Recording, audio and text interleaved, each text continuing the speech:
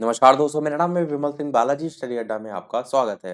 UP TET super TET 2022 के लिए model paper number 23 हम देख रहे हैं। इससे पहले हमने हिंदी के 30 प्रश्न देखे थे। साइड माई बटन में पिछला वाला वीडियो आपको मिल जाएगा। इसी मॉडल पेपर के आज हम पर्यावरण यानी कि ईवीएस के प्रश्न 30 देखेंगे। चलिए शुरू करते हैं प्रश्न नंबर 121 से। प्रश्न आपका है कि नुकीली पत्तियों एवं भेदक गहराई वाली जो जड़ें होती हैं, इनके जो पौधे होते हैं उनको इनमें से आप किसमें जो है वो वर्गीकृत करेंगे?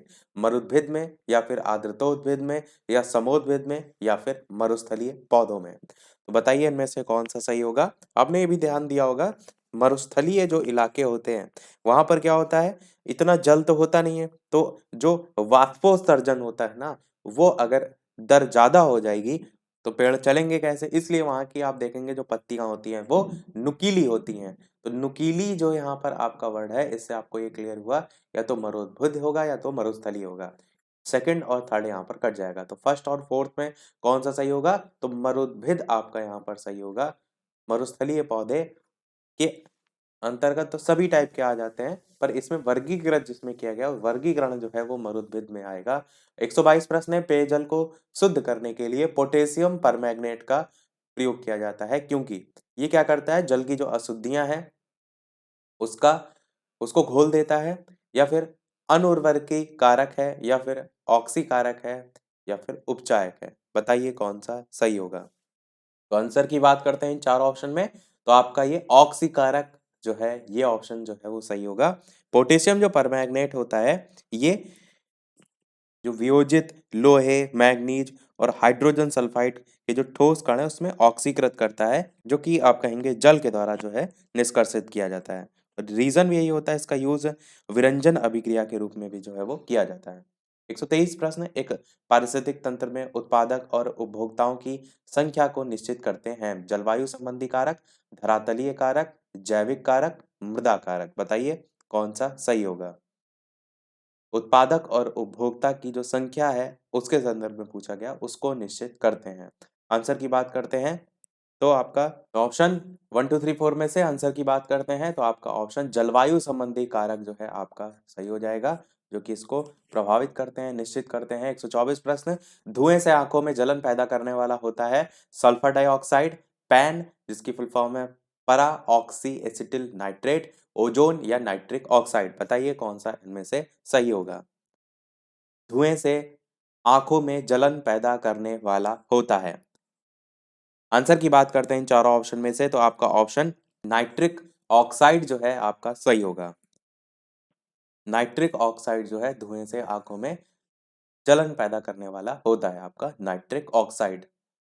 अगला आपका है कि समुद्र से किसी शहर की ऊंचाई जितनी अधिक होगी, वहां की आबादी जो है उतनी ही ज्यादा किसकी मात्रा बढ़ाकर जो है वो लेती है? निम्न विकल्पों में आपको बताना है, नाभिकीय विकिरण की, विद्युत चुंबकीय विकिरण की, कॉस्मिक किरणों की, या फिर सभी की?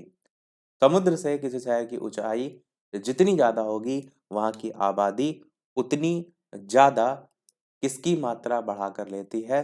तो तीनों ही आपका यहाँ पर आएगा, यानी कि ये सभी आपका, वैसे यहाँ पर नाभिकीय विकिरण उसमें नहीं आएगा, नहीं आपका सभी नहीं होगा, ये तो ऑप्शन कट जाएगा। कॉस्मिक किरणें आपका सही है, विद्युत चुंबकीय किरणें विकिरण नहीं आएगा, थर्ड वाला आपका ऑप्शन सही है।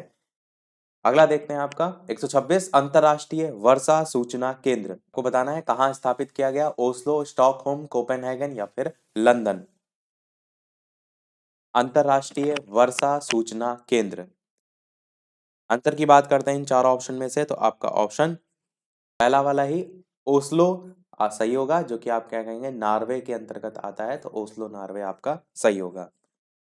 और ये संबंधित कैसे है आपस में? तो नॉर्वे जो है इसकी जो राजधानी है वो आपकी ओस्लो है। अगला देखते हैं 127, मधुमलाई वन्यजीव अभयारण्य किस राज्य में स्थित है? केरल, कर्नाटक, तमिलनाडु, आंध्र प्रदेश? बताइए कौन सा सही होगा। आपको वन्यजीव अभयारण्य हमने शाम के 8 बजे वाली मैराथन में कराए भी थे। आंसर की बात करते हैं तो तमिलनाडु आपका यहाँ पर सही होगा। तो और इनकी जो सीमा है ना, वो मृदुमलाई वन्यजीव इसकी केरल और कर्नाटक दोनों से मिलती है, तो ये भी आपकी सीमा पर स्थित है। बाकी तमिलनाडु आपका यहाँ पर हो जाएगा। अगला देखते हैं आपका बुंदाला जीवमंडल आरक्षित क्षेत्र, जो कि यूनेस्को के मानव तथा जीवमंडल तंत्र में सम्मिलित है, वो कहाँ पर स्थित है? चार ऑप्शन है, रूस, भारत, श्रीलंका, बांग्लादेश। बताइए कौन सा इनमें से जो है वो सही होगा। बुंदाला जीवमंडल आरक्षित क्षेत्र। आंसर की बात करते हैं तो आपका ऑप्शन 1 2 3 4 में से आंसर की बात करते हैं, आपका श्रीलंका यहाँ पर जो है वो सही होगा। और ये जो है बुंदाला लिखा है, ये आप देखेंगे अगर सर्च करके तो कहीं कहीं बुंडला करके भी देखने को मिलता है। तो ऑप्शन में अगर इस तरीके से आए तो भी ध्यान रखिएगा। और ये 1991 में जो है आपका श्रीलंका में रामसर साइट के रूप में घोषित होने वाला पहला आर्द्र भूमि जो है वो बना था। 129 आपका प्रश्न है। एक तरफ आर्द्र भूमि दे रखी है, एक तरफ से संबंधित राज्य दे रखे हैं और नीचे आपको सही मिलान के लिए दे रखा है। बताना है आपको किससे कौन सा जो है वो मैच होगा। तो इसमें दो दो एकदम आपके इजी हैं। एक तो सांभर वाला जो कि राजस्थान में मैच होगा, और एक चिल्का आप सभी जानते हैं उड़ीसा में होगा। लोकटक मैंने काफी बार बताया, कटक की आवाज आती है जब आप क्या खाते हैं, मणिपुर, मणि से आप याद रख सकते हैं, तो मणिपुर हो जाएगा। और बचा कोल्लस, ये आपका आंध्र प्रदेश में हो जाएगा। आपने क्रम इसका क्या देखा, ए वाले का डी से मैच किया है तो सबसे पहले डी देखिए किसमें है, तो सी वाले यानी तीसरे वाले ऑप्शन में ही है। बाकी कोई ऑप्शन आपको चेक करने की आवश्यकता भी नहीं है। अगर आपको केवल एक आता होता तब भी आप आंसर जो है यहाँ पर बता ले जाते हैं। 130 प्रश्न है कि किस तत्व के लगातार संपर्क के कारण ब्लैक फुट नामक रोग जो है वो हो जाता है। आर्सेनिक, नाइट्रेट, कैडमियम, पारा। बताइए कौन सा सही होगा। किस तत्व के लगातार संपर्क के कारण ब्लैक फुट नामक रोग जो है वो हो जाता है। आंसर की बात करते हैं तो आपका आर्सेनिक के कारण जो है वो होता है। फर्स्ट वाला ऑप्शन सही होगा। अगला देखते हैं आपका 131 प्रश्न। फुफ्फुस धूम्रता से वे श्रमिक रोगग्रस्त होते हैं जो मुख्यतः कार्यरत हैं चर्म शोधनशालाओं में, कोयला खनन उद्योग में, मद्य निर्माणशालाओं में या सीसा उद्योग में। कौन सा सही होगा। आंसर की बात करते हैं तो कोयला खनन उद्योग जो है आपका फुफ्फुस धूम्रता, ये जो है इससे श्रमिक जो है वो रोगग्रस्त हो रहे हैं। अगला देखते हैं 132। निम्नलिखित में से कौन सा वन भारत में आर्थिक दृष्टि से सबसे ज्यादा महत्वपूर्ण है। ज्वारीय, सदाबहार, कांटेदार या फिर पतझड़ वाले वन। आर्थिक दृष्टि से जो है आपसे यहाँ पर पूछा गया है। आंसर की बात करते हैं इन चारों ऑप्शन में से, तो आपका ऑप्शन यहाँ पर एक तो इसके एग्जाम्पल भी आते हैं, तो आंसर तो आपका यहाँ पतझड़ वाले वन सही होगा। पतझड़ वाले वन में एग्जाम्पल में जैसे कि आपका सहतूत आपका हो जाएगा, आंवला आपका हो जाएगा, ऐसे हैं आपके एग्जाम्पल। आपको याद रखना है आर्थिक दृष्टि से अगर पूछा जाए, आय की दृष्टि से पूछा जाए तो पतझड़ वाले वन आपके सही होंगे। 133 प्रश्न है। पृथ्वी विज्ञान मंत्रालय के अधीन निम्नलिखित में से कौन से दो विभाग शामिल हैं। महासागर विकास एवं भारतीय मौसम विभाग और वन विभाग, महासागर विकास एवं वायुमंडल विभाग या फिर पर्यावरण विभाग एवं वन विभाग। तो बताइए कौन सा इनमें से सही होगा। तो बताइए इनमें से कौन सा जो है आपको बताना है। पृथ्वी विज्ञान मंत्रालय के अधीन तो कौन से विभाग यहाँ पर शामिल हैं। आंसर की बात करते हैं तो आपका ऑप्शन महासागर विकास एवं भारतीय मौसम विभाग, ये आपका जो है वो सही होगा। अगला है 134। पारितंत्र में बाज का स्थान कहाँ आता है। सर्वाहारी में, मांसाहारी में, शाकाहारी में या अपघटक में। तो बताइए कौन सा इनमें से सही होगा। आता आपका ये सर्वोच्च उपभोक्ता में बाज, क्योंकि देखिए किस तरीके से आपका क्रम चलता है।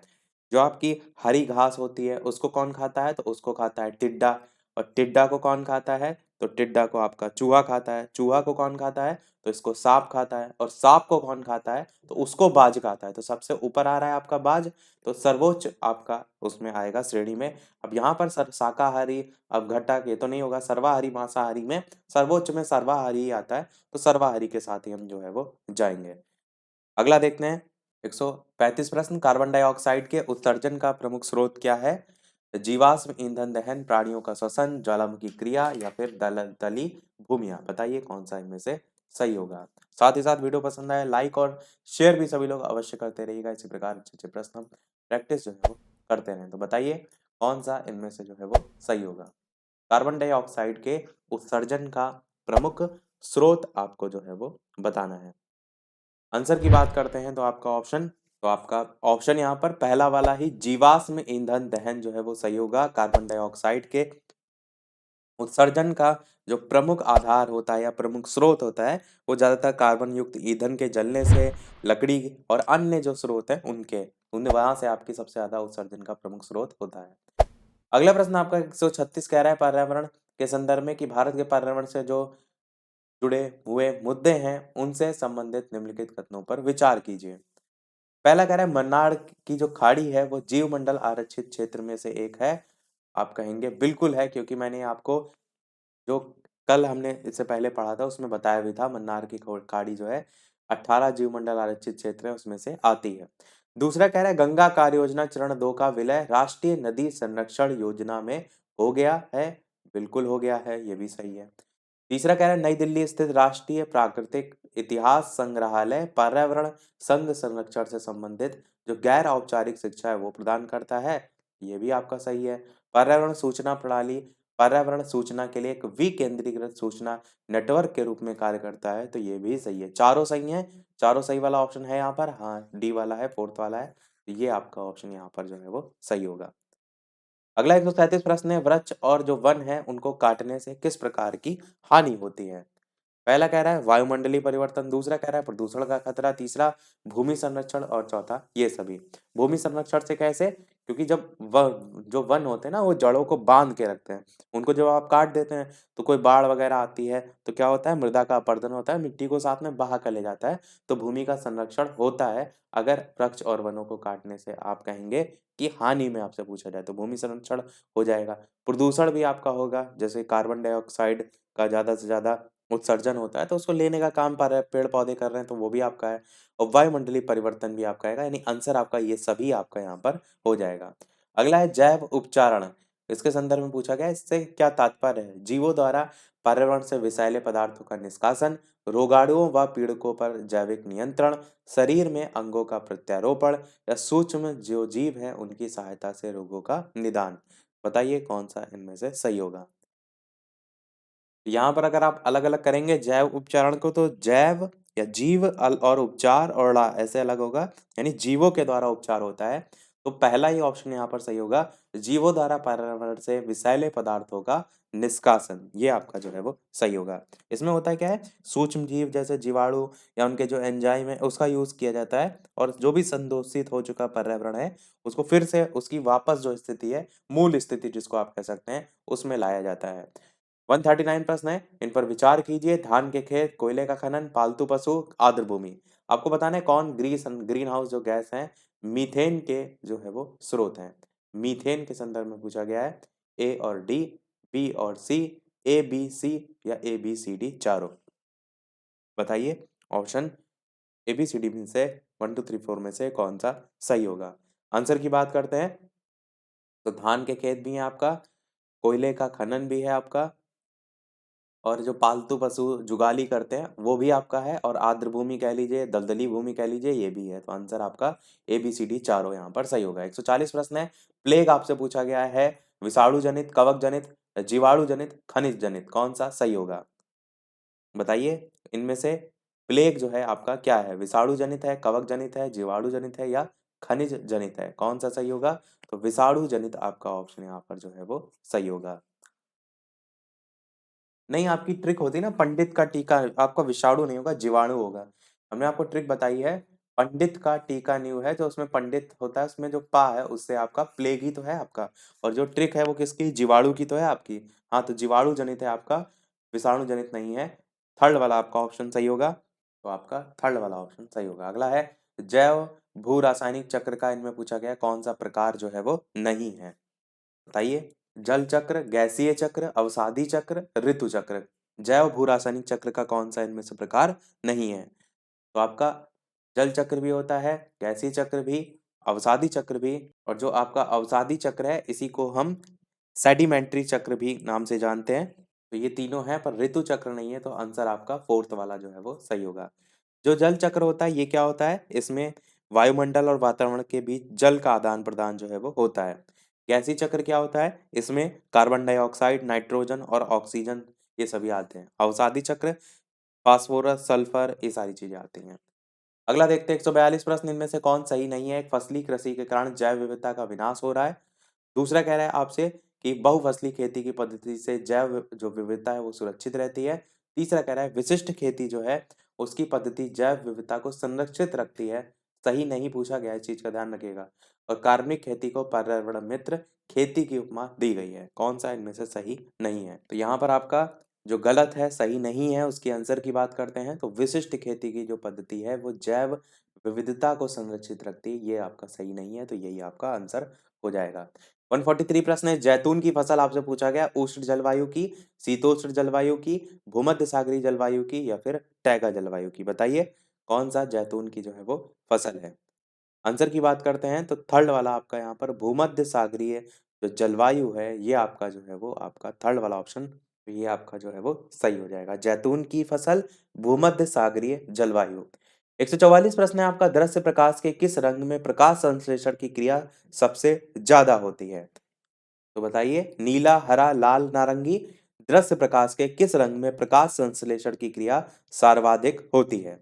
आंसर की बात करते हैं इन चार ऑप्शन में से, तो आपका ऑप्शन लाल रंग जो है सही होगा। लाल रंग के बाद आपका बैंगनी रंग आता है, और ये दोनों रंग क्लोरोफिल द्वारा सर्वाधिक अधिक मात्रा में जो है वो अवशोषित किए जाते हैं। 145 प्रश्न, उपभोक्ता के अंतर्गत आते हैं शाकाहारी, परजीवी, मृतोपजीवी या फिर सभी? बताइए कौन सा सही होगा? आंसर की बात करते हैं तो आंसर की बात करते हैं शाकाहारी, परजीवी, मृतोपजीवी या सभी में से, तो परजीवी आपका सही होगा। परजीवी क्या होता है? जो जीव किसी अन्य जीव पर आश्रित होते हैं उन्हें कहते हैं परजीवी आपका।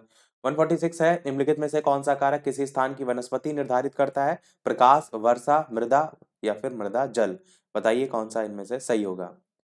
कौन सा कारक है जो किसी स्थान की वनस्पति जो है वो निर्धारित करता है? आंसर की बात करते हैं तो आपका वहां पर जो वर्षा है वो आपका, और मृदा आपका भी आप सोच सकते हैं, पर मृदा में जो आवश्यक पोषक तत्व होते हैं आप देखेंगे वो हर जगह ही लगभग पाए जाते हैं, और नहीं होते हैं तो खाद का यूज कर लेते हैं, तो वर्षा आपका यहाँ पर सही होगा। अगला देखते हैं आपका 147 प्रश्न, कि शुद्ध अथवा पुनः चक्रित प्लास्टिक की ढोने वाली थैलियों या डिब्बों के निर्माण और प्रयोग संबंधी कानूनों की केंद्रीय सरकार ने जो अधिसूचना हाल ही में जारी की, वह आपसे पूछा गया है जिस अधिकार के अधीन थी वो जो है दिल्ली उच्च न्यायालय का आदेश, मद्रास उच्च न्यायालय, बंगाल उच्च न्यायालय, सर्वोच्च न्यायालय? बताइए कौन सा सही होगा? आंसर की बात करते हैं इन चार ऑप्शन में से, तो आपका ऑप्शन दिल्ली उच्च न्यायालय का आदेश सही होगा। अगला 148 प्रश्न है, पारितंत्र में होता है ऊर्जा हानि व खनिजों का लाभ, ऊर्जा लाभ और खनिजों की हानि, ऊर्जा व खनिज दोनों की हानि या ऊर्जा व खनिज दोनों का लाभ? कौन सा सही होगा? तो इन चारों ऑप्शन में से आंसर की बात करते हैं, सेकंड वाला सही होगा कि ऊर्जा का तो लाभ होता है पर खनिजों की जो है वो हानि होती है। सेकंड वाला आपका सही होगा। सेकंड लास्ट प्रश्न है, बृहद जलाशय जो होते हैं उनमें अधिकतर जो तापमान है वो कैसा होता है? ऊपरी जो स्तर है उसमें होता है, तल स्तर में, मध्य स्तर में या तीनों स्तरों में एक समान होता है? जो वृहद जलाशय होते हैं उनमें अधिकतम जो टेम्परेचर है वो कहाँ देखने को आपको मिलता है? आंसर की बात करते हैं तो जो ऊपरी स्तर होता है उसमें देखने को मिलता है। फर्स्ट वाला आपका ऑप्शन सही होगा। देखते हैं हमारा अगला और इस वीडियो का लास्ट प्रश्न, इसके बाद एक प्रश्न हम आपसे भी पूछेंगे। प्रश्न आपका है, निम्नलिखित में से किसे पर्यावरण के जो मूल संघटक हैं उनमें नहीं जो है वो सम्मिलित किया जाता है?